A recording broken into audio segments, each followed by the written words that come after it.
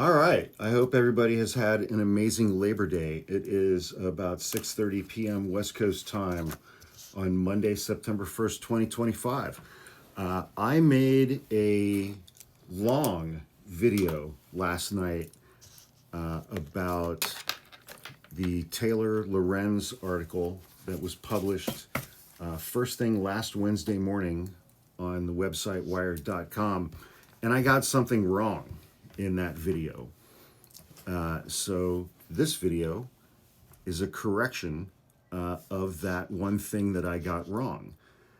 I said in the video that I made last night, August 31st, that the article that Taylor Lorenz wrote and published on wired.com last Wednesday morning still existed on the website wired.com in the original form that it was when it was first published, and that no corrections or retractions or anything had been made. I was wrong on that, in part. I'm right that the article is still up. I'm right that no attorneys representing any of the parties involved have written wired.com and demanded a retraction. I'm right that no parties named in that article have filed a defamation suit against wired.com or Taylor Lorenz. What I got wrong is it's not so much a correction. They were contacted by someone who was named in the article who requested that they add some additional information. It's not really a correction. They didn't get anything wrong, but somebody contacted them and requested that they add some additional information to the article. So I'm going to read that paragraph in its entirety. Update as of 8/28/2025, 7 p.m. Eastern Daylight Time. Following the publication of this article, Graham Wilson of the Elias Law Group, whose participation in a Zoom call was reported upon in the article, and who did not respond to Wired's pre-publication email requesting comment, reached out to Wired on several points after the article was published. These include whether members of the cohort, the first group of creators involved with Chorus, can publicly talk about working with Chorus and Chorus's connection to Good Influence, another organization, both of which Wired has clarified in the article. Wired has also included comment from Wilson regarding Chorus placing restrictions on content and whether V from Under the Desk News was included in any Chorus materials. So a couple things right out of the gate. I watched a video earlier today from a public relations professional who said that a lot of individuals and organizations will initially refuse to participate, comment, or respond to an article before it's published for the purpose of contacting that organization after the article is published so that they can get that kind of an editor's note published at the end of the article and thereby put out a press release saying, victory is ours. They had to change their article. They had to publish our correction. We win. And so you can take that however you want to take it. Second, Graham Wilson of the Elias Law Group. That is a law firm run by a guy named Mark Elias. Mark Elias is a fucking legend. Mark Elias went 60 wins and 1 loss against Rudy Giuliani in federal lawsuits following the 2020 election. I think he used to previously work for the law firm Perkins Coie, many years ago. And because that law firm employed him many years ago, that's why Donald Trump did an executive order against that law firm. because he hates Mark Elias, because Mark Elias beat the shit out of Rudy Giuliani in court 60 times following the 2020 election. Okay, let's see what we got here. I'm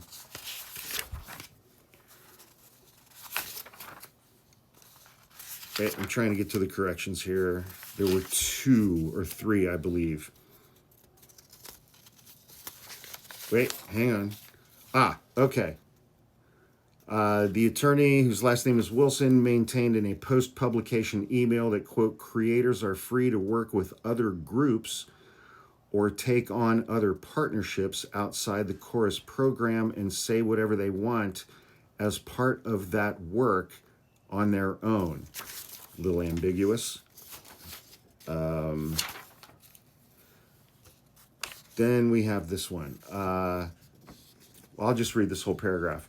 While some creators have been eager to work with Chorus, others distrust the organization. This spring, Chorus faced a wave of backlash from prominent content creators whose images were included in the firm's fundraising decks without permission. Quote, I was included on some of Chorus's decks, like, quote, we have access to V from Under the Desk News when you do not, close quote, said V, a liberal content creator with over 3.5 million followers on TikTok.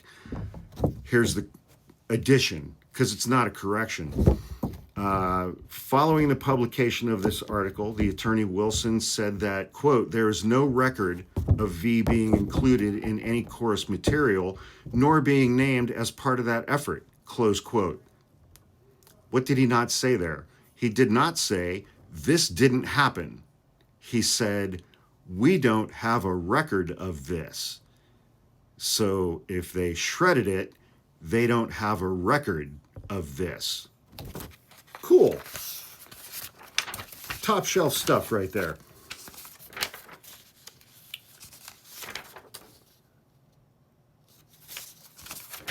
Let's see what else here. He said, the contracts reviewed by Wired prohibit standard partnerships disclosures declaring creators will not publicize their relationship with Chorus or tell others that they are members of the program without Chorus's prior express consent.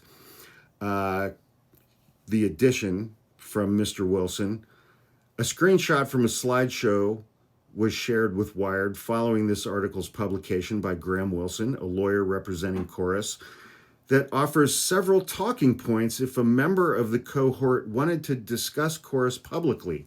He did not refute the original terms of the contract. Language is important. He then went on to say the following in a Zoom call with new creators that were being onboarded. There are some real great advantages to housing this program in a nonprofit. It gives us the ability to raise money from donors. Also, with this structure, it avoids a lot of the public disclosure of public disclaimers, paid for by blah, blah, blah, that you see in political ads. We don't need to deal with any of that.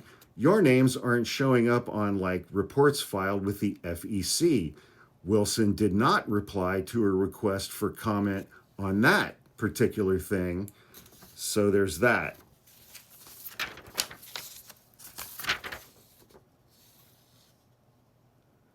What did he not refute? Creators told Wired that their contracts stipulated that they'd be kicked out and essentially cut off financially if they even so much as acknowledged that they were part of the program.